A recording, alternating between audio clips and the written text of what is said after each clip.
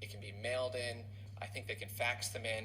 There's a whole bunch of different ways these can come in. And as a result, they're in a lot of different formats, and there's a lot of variance among them. But on the left-hand picture, you can actually see that it's board number 2, hand dupe 573 is what approved it. On the right-hand side, it's hand dupe 574, and it's probably too small for you to read, but if you read the serial number circled on the top left, you'll notice that the timestamp and the serial numbers are exactly the same, which means that someone likely printed out the Uokava ballot twice, and both of them made it into these things. We did not find this in a lot of quantities, but the only way we had to look at it was by hand. And there's over 10,000 Uokava ballots. Because every single one of these Uokava ballots is slightly different form, it's actually even difficult to do it in automated fashion. The only good way would be to go through by hand without some sophisticated processing. Okay, so we're going to talk a little bit about the official results that are actually turned out by the county, and this actually connects quite a bit with some of the stuff that Dr. Shiva was talking about. So from a definition standpoint, we have the official canvass. The official canvass is the official certified results that are put out by the county. It has the tallies of votes per candidate, per precinct, and provisional. It tells what the turnout was for a given precinct and all of that information. We also have what's called here in Maricopa County, they're called the VM55 file, or the final voted file. It is a list of every single person that showed up to vote. And that's counted both for in-person, whether it's early voting in person or whether it's mail-in, and all of those are kept track of separately. So we have a number of all those different categories of who showed up to vote on any given day. We then have the VM34 full voter file. This is also referred to as say, your voter rolls. This is a list of everybody who should be eligible to vote. And the county in Maricopa seems to make these available roughly on a monthly basis, so that the full voter rolls. So that is your theoretical full list of everyone that may be able to, may show up to vote at a given election. Then we have our EV32 files, or EV32 early vote-in sents. Every single time a mail-in ballot is sent, it's supposed to have an entry in an EV32 file that corresponds with that mail-in ballot that's sent out. Likewise, we have an EV33 file, which is when any type of early vote is returned. Now, this both includes when a mail-in ballot is received and an in-person, when someone comes and votes in person. EV33 includes both of those. You may remember at the hearing that we had a while ago, we had mentioned that the EV32s do not match the EV33s. We were doing a quick analysis in order to justify canvassing, and there were 74,000 that were off. The vast majority of those 74,000 were from early voting in person, and that is why there was not an EV32 associated with it. We have this clarified in our report as well. That was not a purposeful discrepancy. It was just something that was not immediately clear at that point. So just to give an example on how these systems work in order to match everything up. So if we have 10 people who mailed in a ballot, and we had 10 people who voted early in person, and we had 10 people who voted on election day in person, we have 30 votes that are out there. So what this means is we should have the official canvass with 30 votes, and it should be allocated per precinct accordingly. It should be allocated based on the candidates, and you should have your official tallies associated with it. You would also expect that if you went to your VM55 file, you should see 10 people who voted via mail-in because it has different codes based on that. You should have 10 people who voted early in person and 10 people who voted on election day, and every single one of those entries should have the name and address associated with the person that matches up with their voter rolls. Likewise, you would expect that your EV32 would only have 10 ballots mailed in it because that was what was sent out. And your EV33 should have 10 people in it from the mail-in ballots and 10 people from the actual EV in person for a total of 20. This is what you would expect in a balanced system. This is not actually what we found when we started comparing all these numbers. All these numbers were different in very different ways, and it's something that creates quite a few discrepancies. So none of these systems actually balanced. We're going to go through these. So our official canvass has 3,432 more ballots cast than the list of people who show as having cast a vote in the VM55 file. Now, I do want to specifically interject in here that we finally heard back from Maricopa County because we asked them about this discrepancy. I think it was at least a week ago, but it was a couple weeks ago. So the day before we were presenting our results, they decided to tell us that those were actually for the protected voters who don't actually, who are either judges or battered women or other individuals who are concerned about publishing their addresses, that is the reason why that discrepancy is in there. I can't validate whether that's accurate or not accurate. That's just information that we just received. What I can say is that this sort of stuff is exactly why with audits, usually the organization you're in the process of auditing cooperates and works with you. And it would have been, would have been extremely helpful in order to get feedback and work through them through this entire process. Now, we do have 9,041 mail-in voters shown return ballots, more return ballots in EV33 than they were sent in EV32. Sounds like Dr. Shiva found something very similar to this as well. So specifically, we found they were mailed one ballot, but somehow 2 ballots were received, which I do not know how you would have 1 ballot sent and 2 received. The assumption would have to be that it's a clerical error or there's something else going on. It's not clear how you can have that happen. 277 printings show in the official canvass as having more ballots cast than people showed up to vote, for a total of 1,551 excess votes. Again, the county has explained to us that the same reason for the VM55 difference they're saying is the reason there. We have not had a chance to validate that. There are 2,472 ballots shown in EV33 that don't have a corresponding entries in the VM55, and only 2,042 ballots show as rejected in the official canvass for a discrepancy of 430. So let's walk through this really quickly. So if something is in the EV33, that means that an early vote was received. And we have the individual's name and the voter ID associated with it. So if an EV33 was received, you would expect that if it's not in the VM55 file of who voted, then it had to be a rejected ballot. Just makes logical sense. It has to be a rejected ballot. But there's 2,472 that show in the EV33, but there's only 2,042 ballots that show as rejected. So there's a discrepancy of 430. Again, just another place where these show that they don't seem to match up. We also have 397 mail-in ballots show as received that were never shown as sent. So we know that they are in the VM55, they're mail-in ballots, and they were received without somehow ever being sent a ballot. Now, we also have 255,326 early votes shown in the VM55 that do not have a corresponding entry in the EV33. And just to be clear, this is not, when we're looking at EV33 entries, EV33 entries are supposed to happen when a ballot is received, but it's not, the actual tracking of the ballots are under the actual official canvass of the VM55. So we had, in the VM55, individuals who voted, we had entries for early voting that were in there, where in 255,000 cases of those, they were not actually included in the EV33 file. In reality, all these systems, to be audible and to be verifiable, all these systems should be able to be in agreement with each other. And even if we have protected voters, there should be some way to know the number of protected voters who voted in order to match it all up so that you have a system that balances. Okay. Voters who moved. So we took a look at the entire list of individuals who voted, and specifically that was from the VM55 final voted file, and we ran it through a commercial database called, put out by Melissa, called Personator. And Personator is a best-in-class identity system that helps check addresses to make sure they're associated with the user. It'll show prior and current addresses. It'll track move dates. And it'll actually also track date of birth and date of deaths. So we went and took the voter rolls and we compared them against this to see how many people might have moved and based on statute should not have necessarily cast a vote.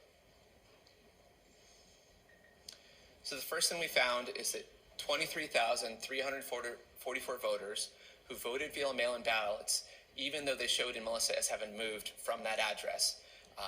And we wanted to make sure we accounted for the circumstances where a college student might have moved away from home or a family member might have moved somewhere else. So we actually eliminated all the cases where someone was still at that residence that had the same last name. That's how we came up with 23,344. So if your mail-in ballot is sent to an address that you no longer live at, there should be no way for you to receive that mail-in ballot. At least it's generally not a way for you to reset mail-in ballot, because mail-in ballots are legally not allowed to be forwarded. So it can't be forwarded to your new address. So the only way this situation could happen legally is if you know the current resident and you're able to meet with them and pick up your mail-in ballot, or somehow have some other arrangement to pick up your ballots were there. But still, 23,344 people voted when they should no longer, have access, would not normally have access at that given address.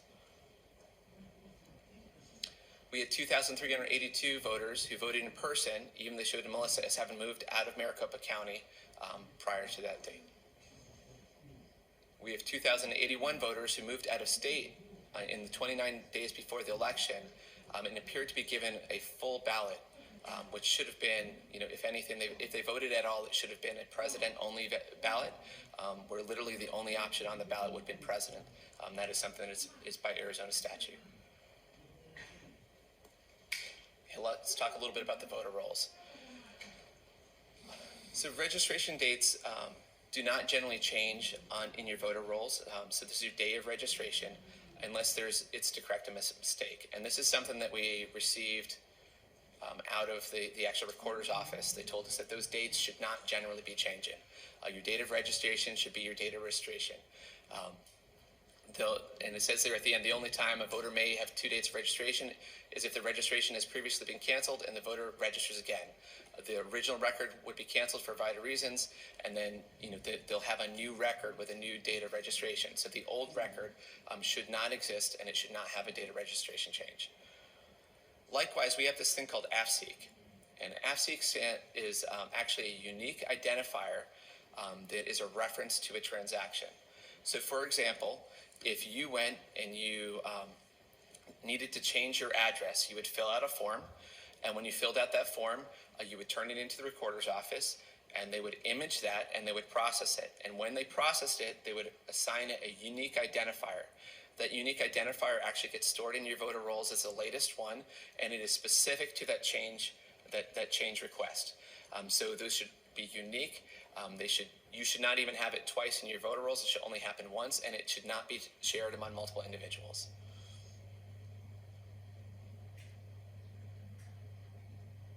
And this is something, again, we confirmed with the recorder's office. Now, we also have a statute that says complete names should be used, and I'll get into our findings that we have here in a second. So we had as many as 5,047 individuals who voted in more than one county for up to 5,295 additional votes if these are duplicates. Now, I will tell you that these individuals had the same name, first, middle, and last name, and the same exact birth year, because that's what's in the voter rolls. But if you have an extremely common last name, which can happen, there's some of these may in fact just be individuals with the same exact name and the same exact birth year. We have no way to validate that 100%. We had 393 voters with incomplete names that voted in the election. This included individuals with last name only. Last name is just an initial. There's no last name, or first name is just an initial. And again, there are some individuals who in some cases this could happen, but this is not a frequent thing that you typically see. We also had 198 individuals who registered after the October 15th cutoff and yet still voted in the election. And we had 2,861 voters who have shared an AFSEEK number with another voter at some point in time. And that does not, we don't know exactly what that means, but based on the descriptions of everything that's happened in the system, it suggests there may be some integrity issues with the data. When impossible situations happen in a system, and if you've got integrity systems in something as important as the voter rolls, there would be a concern.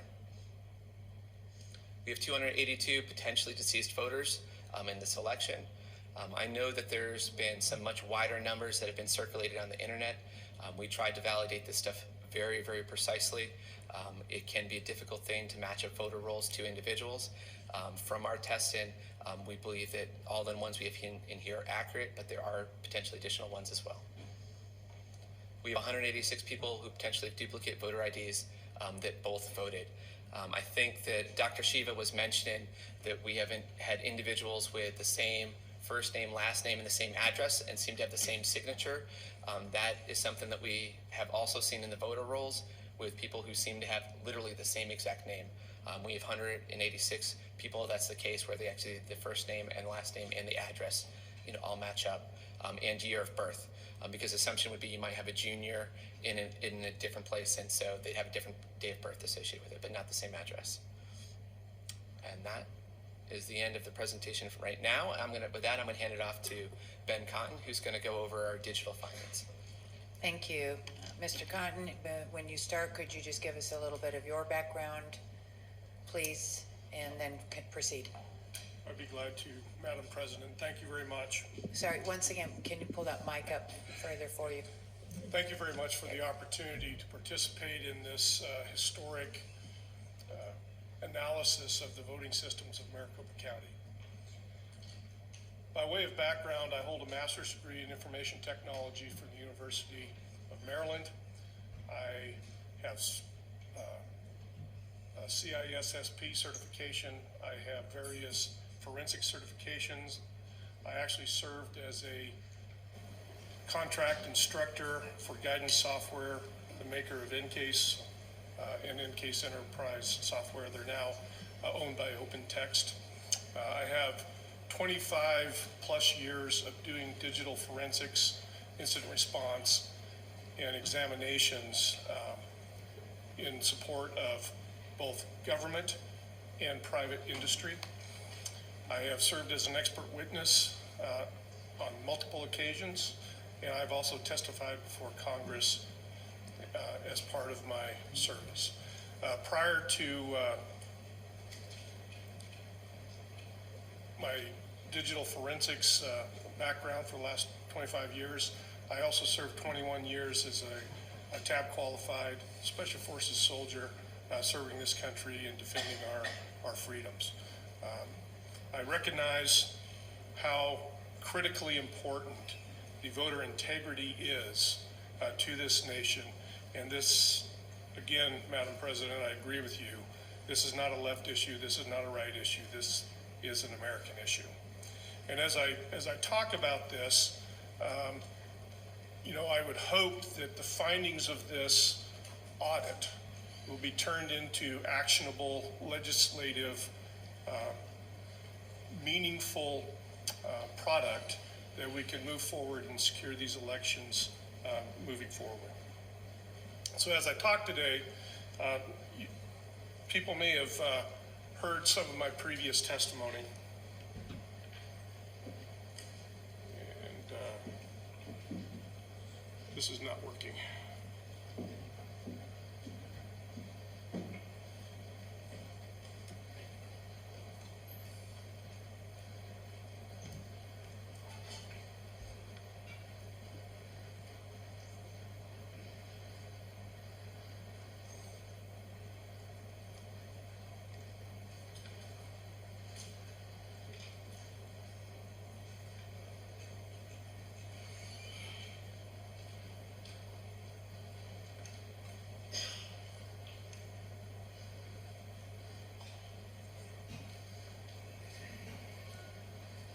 Stand by, everybody.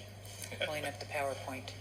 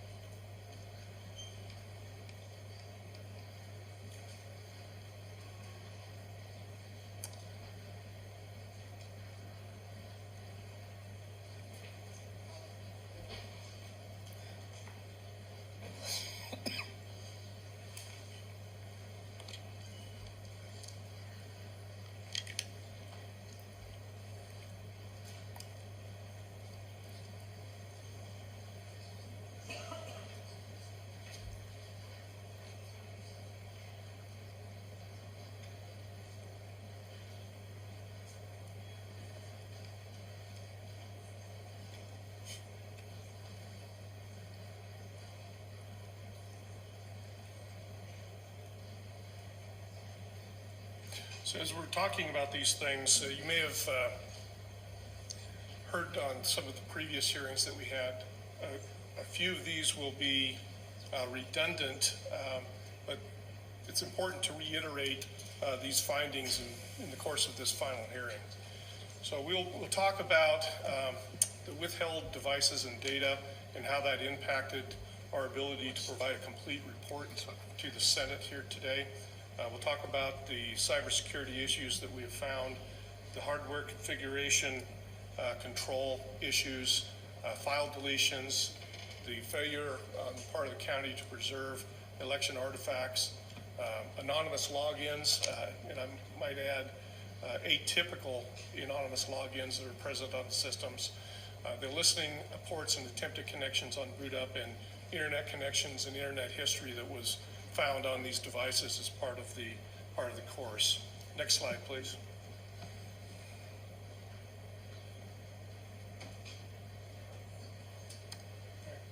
So let's talk about the withheld devices for a moment here. As with any audit, access to information and the right information in a timely manner is absolutely critical to finding a complete result for an investigation. In the case of this audit, we were never provided access to the routers and network-related data. And that becomes very impactful when we start talking about validating and confirming unauthorized accesses to the election management system itself and to the other devices. I would like to sit here today and tell you that I had fully ruled out any unauthorized access, but given the lack of access to this information, I cannot do that at this time. It is our understanding that there has been an agreement reached with the Maricopa County, and I look forward to getting access to this data so that we can complete these findings. We were not provided the poll worker laptops. Now, these are the laptops that poll workers use at each precinct to validate the voters and to interact with election-related functions at that particular precinct. We were not provided any of the ICX devices. So the ICX devices are used for handicapped and other graphically required interfaces with the voting systems. We know that the county had a number of these based on the historical video from the MTech, but we were not provided any of those. We were not provided with the ICP credentials to validate the configuration settings or the administrative settings on the actual scanners, the ICPs. This was critical and a significant short finding in that I cannot sit here today and tell you whether or not the wireless modems were enabled and connected to the internet at the time of the vote. I cannot sit here and tell you today what the status was of the LAN connections that we know were inherent to those devices as part of the purchase from, or the lease from Dominion. Okay. Let's go a little deeper into the cybersecurity issues as we found them. Actually, you've skipped a slide, or no, I'm sorry. So let's talk about the, go back one slide, please. Let's talk about the cybersecurity issues. Now, the Department of Homeland Security has a division called CISA, and CISA has a recommendation that's published on the internet for how to configure and manage election systems that is freely available, and it's recognized as kind of the gold standard for securing an election system. I will tell you that every item up here is part of that recommendation from CISA. I will tell you that in Maricopa County, they failed to perform basic operating system patch management functions. Now let me explain that for a bit. So if you have a home computer, you realize that every Thursday or Wednesday, depending on your cycle,